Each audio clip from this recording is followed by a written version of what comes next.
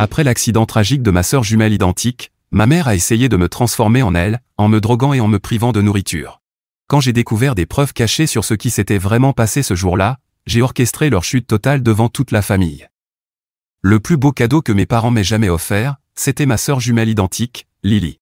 Chaque fois que les remarques de maman me faisaient sombrer, Lily venait en douce dans ma chambre avec de la pâte à cookies volée, et on la mangeait crue. Elle était la seule à vraiment me comprendre.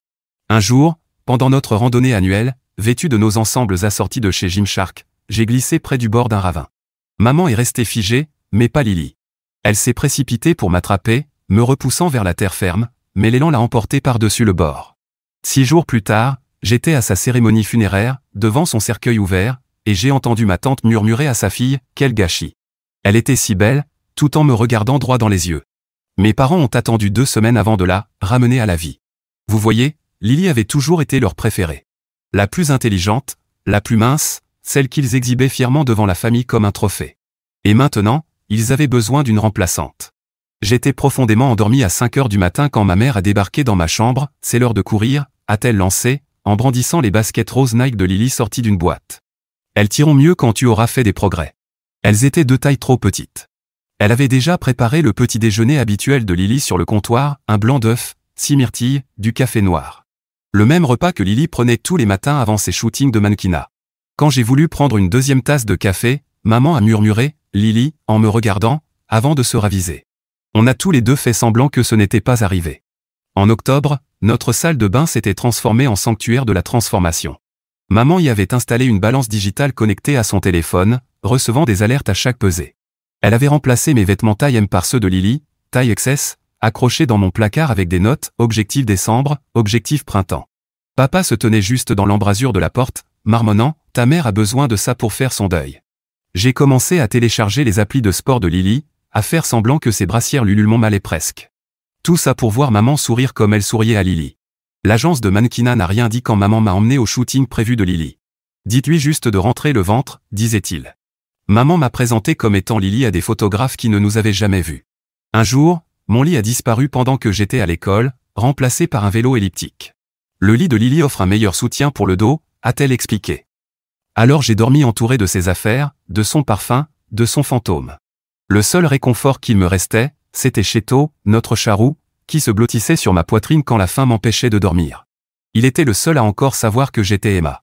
Maman l'a toujours détesté, disant qu'il perdait trop ses poils et provoquait des allergies chez Lily. Mais Cheto était encore à moi. Puis est arrivé le jour où j'ai trouvé son collier vide sur le comptoir de la cuisine. Oh, puisque Lily n'aimait pas les chats, on l'a fait piquer, a dit maman sans lever les yeux de son appli de suivi des calories. Elle était vieille, de toute façon. Quand j'ai éclaté en sanglots, elle a calmement décrété que mes portions de petit déjeuner seraient réduites de moitié pendant une semaine. Tu ne devrais pas avoir assez d'énergie pour discuter. C'est là que j'ai vraiment commencé à faire attention à ce que je mangeais. La poudre protéinée avait un goût étrange et me rendait étourdi. J'ai trouvé le contenant caché derrière les anciens compléments de Lily, et découvert qu'il était rempli de coupe-faim. De quoi rendre n'importe qui malade. Quand je les ai confrontés au dîner, papa m'a giflé pour la première fois. Le bruit a résonné dans la cuisine comme un coup de feu. Le lendemain matin, je suis allé directement voir Madame Patterson, la conseillère d'orientation. Elle m'avait vu fondre depuis des mois, et quand je lui ai tout raconté, son visage est devenu livide. Emma. Lily est venue me voir avant le voyage, a-t-elle dit lentement. Elle était terrifiée. Ta mère avait découvert qu'elle déjeunait avec ses amis au lieu de jeter sa nourriture. Elle m'a dit que si j'appelais les services sociaux, elle se ferait du mal. J'ai sorti de mon sac l'iPhone de Lily. Je l'ai trouvé dans la voiture de maman il y a des semaines, mais je n'arrive pas à le déverrouiller. Je le portais sur moi depuis la mort de Lily, espérant qu'un jour, il me servirait. Madame Patterson m'a regardé. Lily disait que son mot de passe avait un lien avec toi, quelque chose qui montrait combien elle t'aimait. On a tout essayé, mon prénom, ma date de naissance, nos blagues secrètes. Puis elle a proposé ma date de naissance à l'envers. Ça a marché. L'app dictaphone était remplie d'enregistrements, étalés sur l'année passée. On a écouté ensemble, sa main serrant la mienne pendant que la voix de Lily emplissait la pièce. Les premiers enregistrements n'étaient que des cris de maman sur les portions alimentaires, et les discours de papa sur l'argent gaspillé. Mais le dernier enregistrement, la veille de la randonnée, était différent.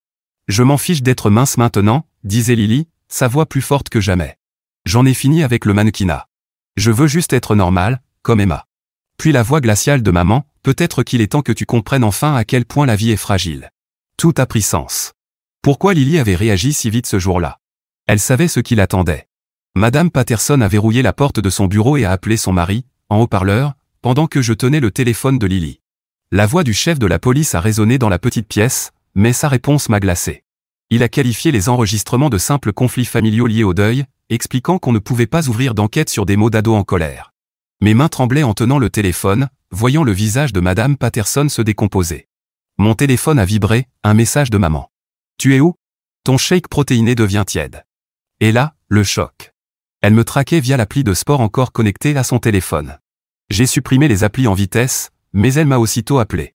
Sa voix était calme, mais menaçante. Elle m'a donné 10 minutes pour rentrer, sinon elle me déclarait fugueuse, affirmant que je faisais une crise, comme Lily. Madame Patterson m'a raccompagné en silence, promettant de tout consigner par écrit. Mais en arrivant, j'ai vu maman nous observer depuis la fenêtre, papa à ses côtés. Un tableau parfait de parents inquiets.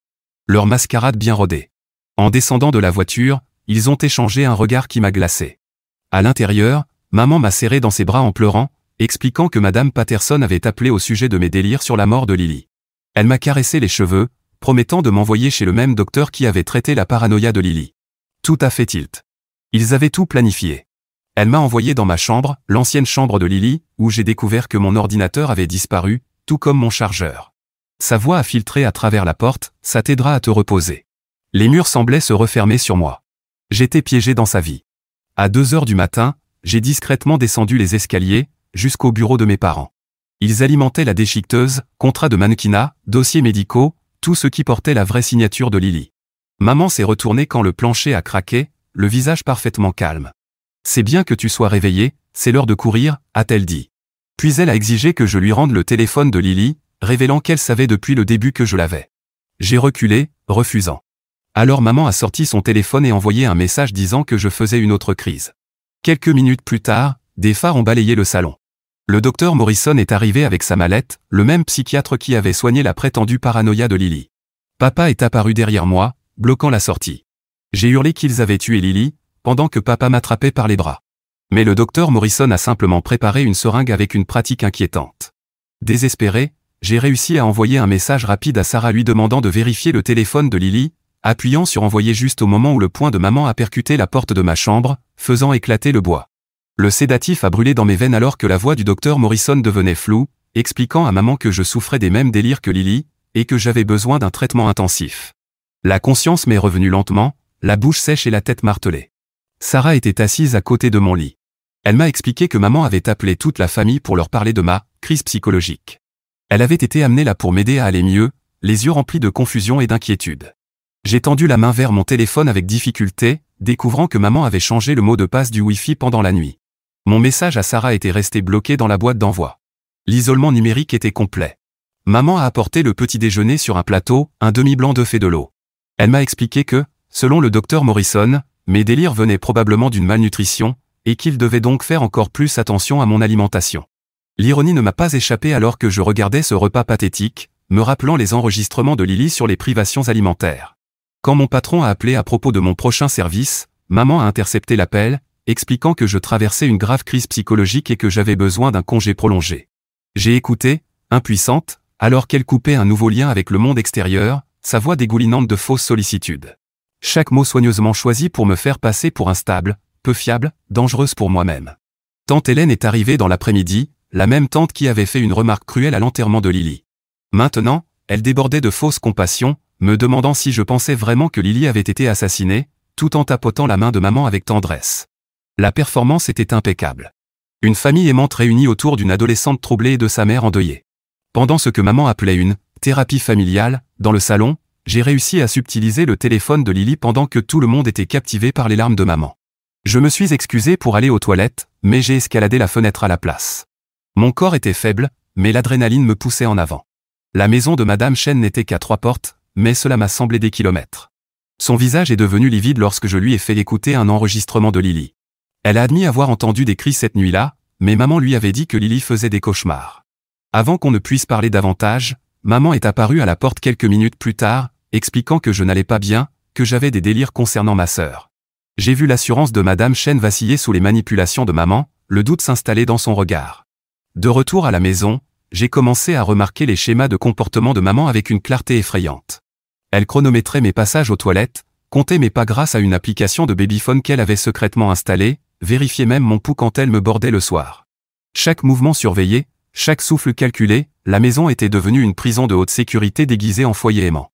Sarah a commencé à laisser ma porte ouverte la nuit, de petits actes de rébellion après avoir entendu maman dire à papa qu'il était temps d'avancer avec le projet de la Fondation Lily, une organisation à l'effigie de Lily, créée pour glorifier maman tout en effaçant qui Lily avait réellement été. L'idée me rendait malade. Un soir, j'ai trouvé Sarah en larmes dans le placard de Lily, serrant une vieille photo contre elle. Elle m'a avoué que Lily lui avait dit, à Noël, que maman la frappait, mais qu'elle ne l'avait pas cru. La culpabilité dans ses yeux faisait écho à la mienne. Nous avions toutes les deux échoué à la sauver. Mais désormais, Sarah était déterminée à ne pas m'abandonner, moi aussi. Maman nous a surpris ensemble et a immédiatement renvoyé Sarah chez elle, déclarant que mes délires étaient contagieux et qu'elle ne permettrait pas que je contamine d'autres membres de la famille. L'isolement s'est resserré comme un nœud coulant. Cette nuit-là, j'ai entendu maman au téléphone avec le docteur Morrison, parlant de la façon dont j'avais infecté ma cousine et de la date à laquelle il pouvait programmer mon internement. Le lendemain matin, une nouvelle forme de contrôle a émergé. Maman a installé son téléphone sur un trépied dans le salon, ajustant la lumière pendant que j'étais assommé sur le canapé. Elle m'a lissé les cheveux, pincé les joues pour leur donner de la couleur, puis a lancé un enregistrement. Ses doigts volaient sur l'écran alors qu'elle lançait un live depuis le compte Instagram de Lily, celui qui comptait encore 50 000 abonnés qui croyaient suivre ma sœur décédée. À travers mes paupières lourdes, j'ai regardé maman raconter ma routine matinale d'entraînement, m'appelant Lily tout au long du direct. Elle m'a placé sur un tapis de yoga, bougeant mes membres comme une marionnette, tout en expliquant que le deuil avait motivé ce parcours fitness. Les commentaires affluaient, cœurs, emojis, messages de soutien à Lily. La manipulation était brillante. Maman créait une trace numérique prouvant que j'avais volontairement pris la place de ma sœur. Le schéma s'est répété à travers ses lives quotidiens. Elle bâtissait une preuve qui ferait passer toute accusation future pour de la confusion d'identité. Qui croirait que j'étais forcé de devenir Lily, alors que des milliers de gens me voyaient vivre sa vie avec enthousiasme? Les drogues rendaient la résistance difficile, mais je voyais le piège se refermer. Le 3e jour de ce rituel, maman me préparait pour un nouveau live. Pendant qu'elle ajustait l'angle de la caméra, j'ai attrapé un carnet sur la table basse. Mes mains tremblaient pendant que j'écrivais en grosses lettres « CMA, pas Lily ». Quand maman s'est tournée vers la caméra pour saluer les abonnés, j'ai tenu le panneau derrière sa tête. La plupart des spectateurs ne l'ont pas vu, mais une personne l'a remarqué. Jess, une des meilleures amies de Lily dans le milieu du mannequinat. Elle a pris une capture d'écran avant que maman ne voie mon reflet dans un cadre photo. Le visage de maman est resté souriant face caméra, mais elle s'est rapidement déplacée pour me bloquer, sa main serrant mon poignet au point d'y laisser des marques. Elle a mis fin au live prématurément, évoquant des problèmes techniques. Moins d'1 heure plus tard, Jess est arrivée chez nous avec des fleurs et la carte d'un conseiller en deuil. Le sourire de maman était crispé lorsqu'elle l'a invitée à entrer, lui proposant immédiatement du thé. J'ai observé Jess faire semblant de siroter en affirmant qu'elle jeûnait pour un shooting. Elle avait vu mon message de détresse et savait qu'il ne fallait rien boire venant de maman. Pendant que cette dernière préparait le déjeuner dans la cuisine, Jess s'est assise près de moi sur le canapé. Elle a sorti son téléphone, faisant semblant de me montrer de vieilles photos de Lily, tout en enregistrant discrètement. J'ai chuchoté tout ce que je pouvais, aussi vite que possible, le régime forcé, les substances, les enregistrements sur le téléphone de Lily. Jess est restée impassible, riant de temps en temps à des souvenirs inventés pour garder la couverture. Après être repartie, elle a essayé d'appeler la police depuis sa voiture. L'opérateur lui a expliqué que les contrôles de bien-être familiaux nécessitaient une preuve de danger immédiat, et l'a dirigé vers les services de protection de l'enfance. Le système censé nous protéger avait échoué, encore une fois. Comme il avait échoué Lily. Mais Jess n'a pas abandonné. Elle a commencé à coordonner avec Sarah via Snapchat, utilisant les messages éphémères pour bâtir un réseau. Elles ont contacté d'autres amis de Lily, des professeurs qui avaient remarqué sa perte de poids, toute personne ayant pu entrevoir la vérité derrière la façade parfaite de maman. Une résistance souterraine s'est formée, invisible aux yeux de maman. J'ai découvert les véritables intentions de maman en cherchant des antidouleurs dans sa salle de bain. Derrière les anciens compléments de Lily, j'ai trouvé une boîte de seringues, les étiquettes soigneusement grattées. Le résidu suggérait du Rohypnol ou quelque chose de similaire. Mes mains tremblaient pendant que je les photographiais avec le téléphone de Lily, ajoutant aux preuves que je rassemblais chaque fois que l'attention de maman se relâchait. Le lendemain, Madame Chen a appelé la maison, demandant à me parler pour emprunter du sucre. Maman planait à côté pendant que je prenais l'appel, mais Madame Chen a réussi à me transmettre un message à travers des mots choisis avec soin. Elle avait mentionné à quel point les oiseaux avaient chanté tôt le matin de la mort de Lily, précisément à 5h47. Maman avait pourtant dit à tout le monde qu'elle était partie avec Lily à 8h pour leur petit déjeuner spécial. La chronologie ne collait pas. Le docteur Morrison programma alors mon évaluation psychiatrique pour le lendemain. Maman fit une valise avec les vêtements de Lily, en expliquant que je me sentirais plus à l'aise dans des choses familières. Elle plia chaque vêtement comme si elle préparait des vacances tordues, au lieu de mon emprisonnement. Papa observait depuis l'encadrement de la porte, le visage vide. Ce soir-là, mon téléphone vibra avec une photo de Sarah. Elle et Jess étaient assises dans une voiture garée au bout de la rue, prête à m'aider si j'arrivais à atteindre la fenêtre de la salle de bain. Un espoir brûlant s'alluma dans ma poitrine alors que j'attendais que maman commence sa douche nocturne. Au moment où j'entendis l'eau couler, je me dirigeais discrètement vers les escaliers.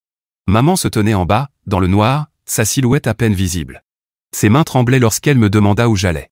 Mais pour la première fois, je vis la peur dans ses yeux. Son contrôle parfait se fissurait. Elle me proposa de l'argent pour partir discrètement, pour ne pas détruire la réputation de la famille. J'ai refusé, en affirmant clairement qu'elle avait déjà tout détruit en ayant tué Lily. Les lumières s'allumèrent lorsque papa sortit de la cuisine avec le docteur Morrison et 2 infirmiers. L'évaluation avait été avancée sans prévenir. Je hurlai qu'ils avaient tué Lily, ma voix résonnant à travers les fenêtres ouvertes. Les lumières des voisins s'allumèrent, des visages apparurent derrière les vitres. Les infirmiers hésitèrent face à mon désespoir.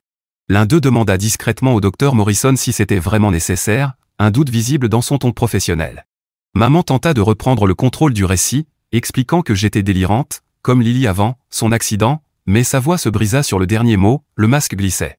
Le docteur Morrison recula, déclarant qu'il ne pouvait pas procéder à l'évaluation dans cet état-là. Il fallait d'abord que je sois calme, ce qui me faisait gagner un temps précieux. Papa proposa d'attendre le matin, mais maman se retourna contre lui avec venin. Elle lui rappela qu'il avait accepté cela, qu'il avait dit que j'avais besoin d'aide. Leur façade unie se fissura alors que les voisins observaient la scène se dérouler. Par la fenêtre, Sarah filmait tout pendant que Jess capturait la panique grandissante de maman, qui réclamait qu'on me répare. Le désespoir dans la voix de maman grandissait à chaque seconde. Des années de contrôle minutieux se désintégraient devant un public qu'elle ne pouvait pas manipuler. Je restais droite, au milieu du chaos, refusant d'être emmenée. Je déclarai que Lily était morte en essayant de me sauver d'un destin semblable au sien. La vérité résonna clairement alors que de plus en plus de voisins sortaient sur leur pelouse, attirés par le tumulte. Maman se jeta sur moi, prise de colère, mais trébucha sur les petites chaussures de Lily que je portais toujours. Elle s'étala au sol, sa perruque glissant pour révéler une perte de cheveux irrégulière, causée par le stress. Le masque physique glissa avec le masque émotionnel. Papa la regarda comme s'il la voyait pour la première fois. Sarah saisit l'instant pour faire jouer le message vocal de Madame Chen, sur haut-parleur.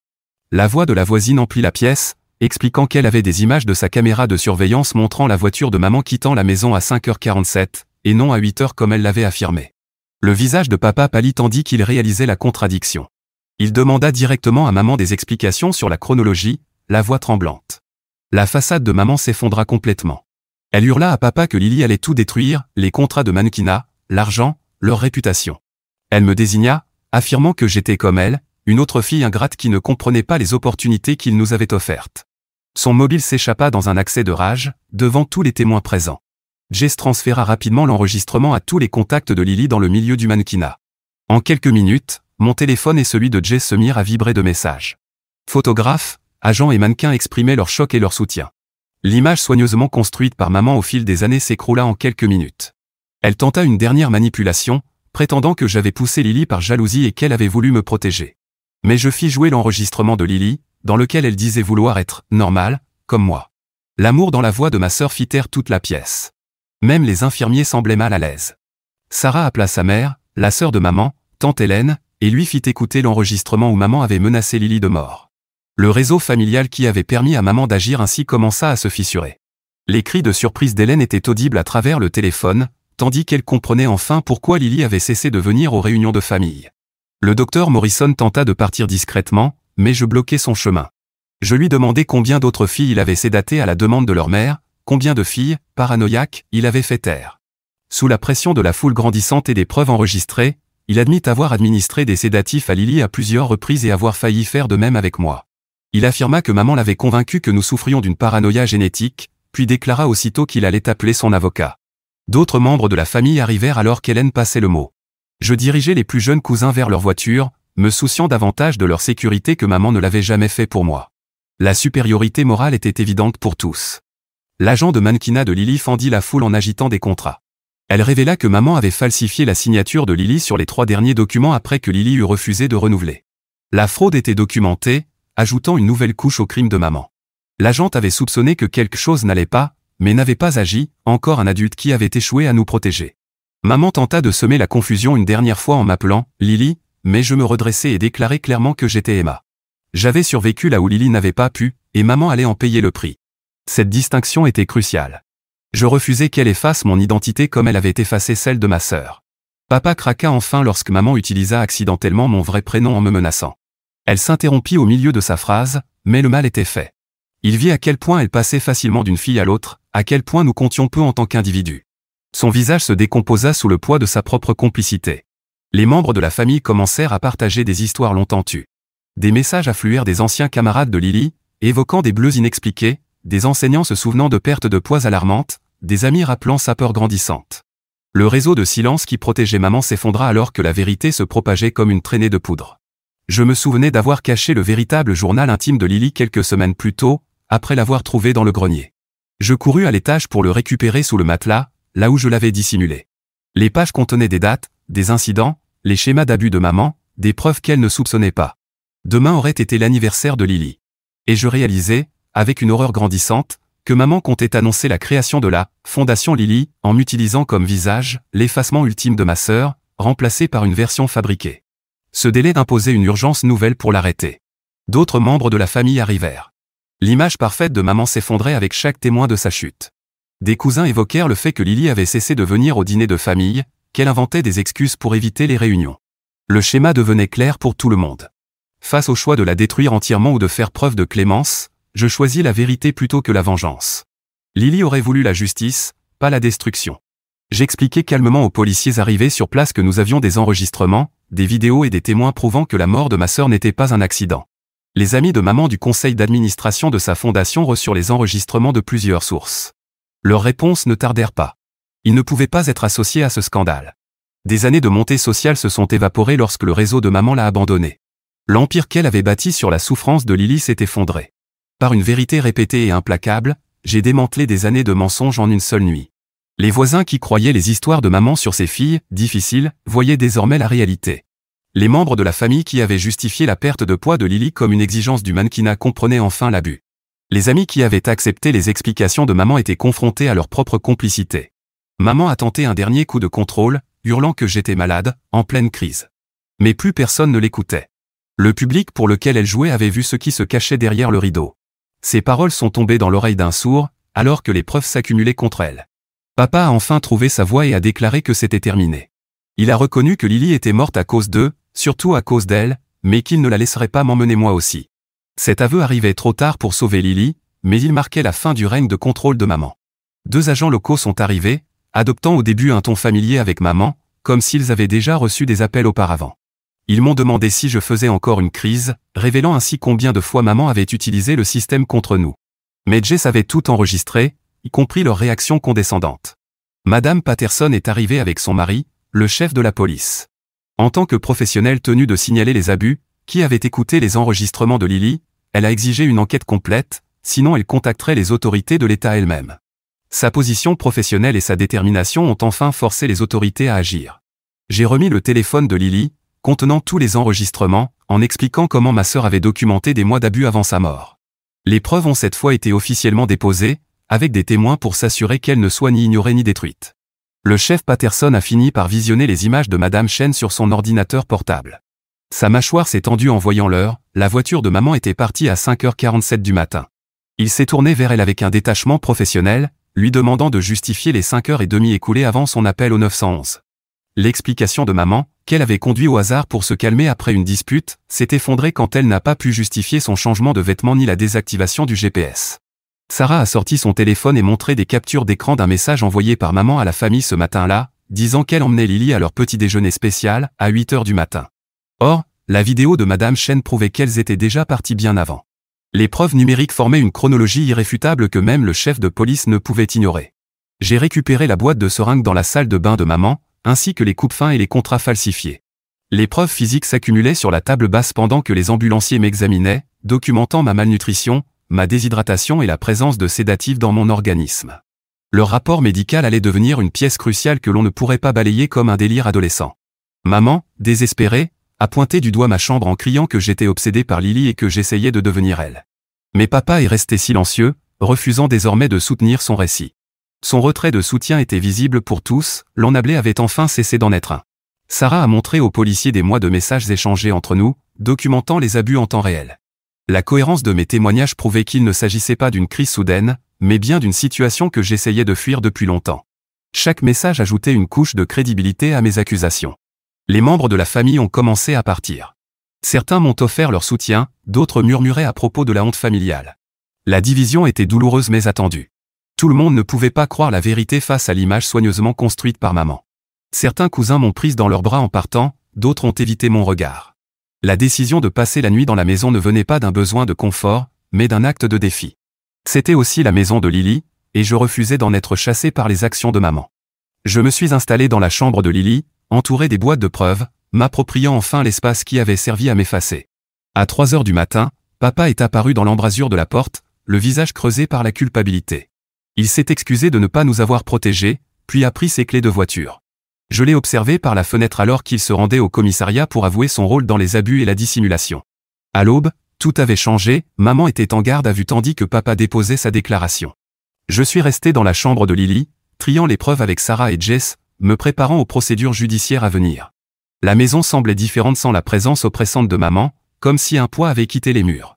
L'avocat de maman est arrivé en plaidant une psychose induite par le chagrin comme stratégie de défense.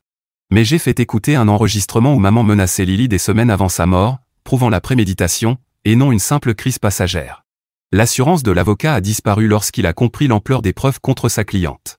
La confession de papa a révélé la pièce finale du puzzle. Lily avait découvert que maman la droguait depuis l'âge de 12 ans pour maintenir son poids de mannequin. Elle comptait signaler cela à la police le jour de la randonnée. Le mobile du crime devenait évident, consigné dans la déclaration sous serment de papa. Madame Patterson est revenue, abandonnant toute distance professionnelle. Elle a reconnu avoir échoué à agir lorsque Lily s'était tournée vers elle, mais elle m'a promis qu'elle ne répéterait pas cette erreur. Son engagement allait s'avérer précieux pour naviguer dans un système qui nous avait déjà trahis. Le choix entre poursuivre les charges maximales ou accepter un accord de plaidoyer pesait lourdement sur moi.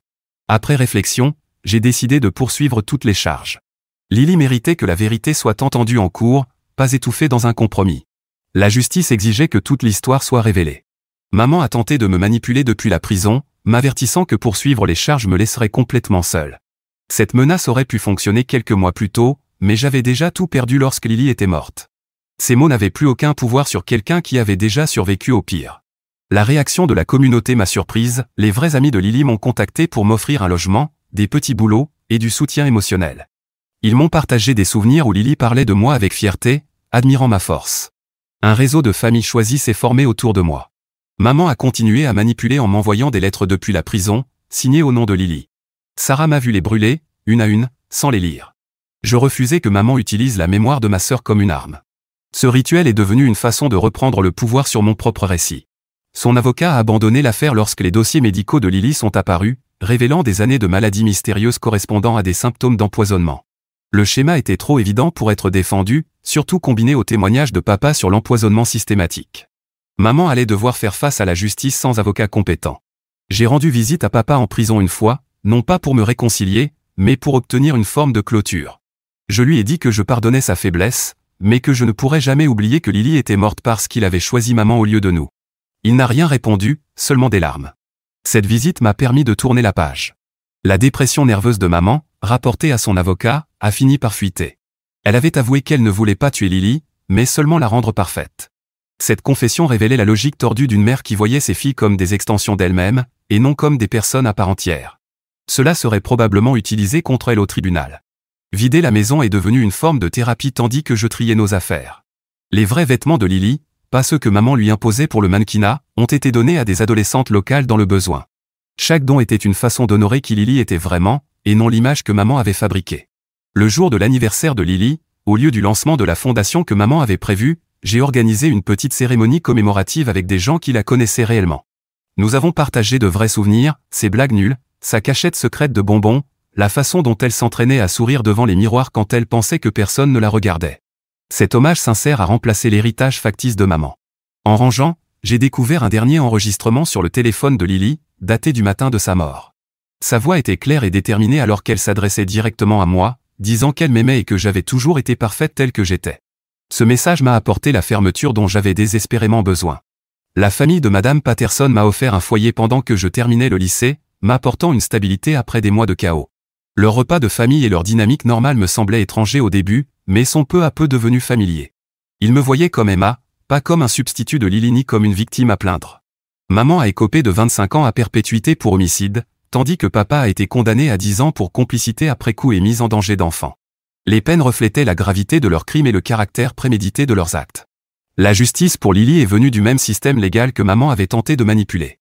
J'ai commencé à intervenir dans des lycées pour parler de la reconnaissance des abus, portant des vêtements à ma taille, mangeant des repas complets sans culpabilité. Mes interventions n'étaient pas pour la célébrité ou la reconnaissance, mais pour aider d'autres adolescents à repérer les dynamiques familiales dangereuses. Chaque discours honorait la mémoire de Lily en permettant peut-être de sauver d'autres vies. Entouré d'une famille choisie qui me voyait comme Emma, j'ai enfin pu faire mon deuil de ma sœur correctement. Le processus était désordonné et douloureux, mais nécessaire. Maman nous avait volé la possibilité de lui dire au revoir, mais elle ne pouvait pas voler l'amour que nous partagions. 6 mois après cette nuit de révélation, je vivais une vie que Lily aurait voulu pour moi, authentique, saine et libérée du contrôle étouffant de maman. Son dernier cadeau, la certitude que j'avais toujours été suffisante, me guidait vers l'avenir. Le chemin de la guérison continuait, mais je ne le parcourais plus seul.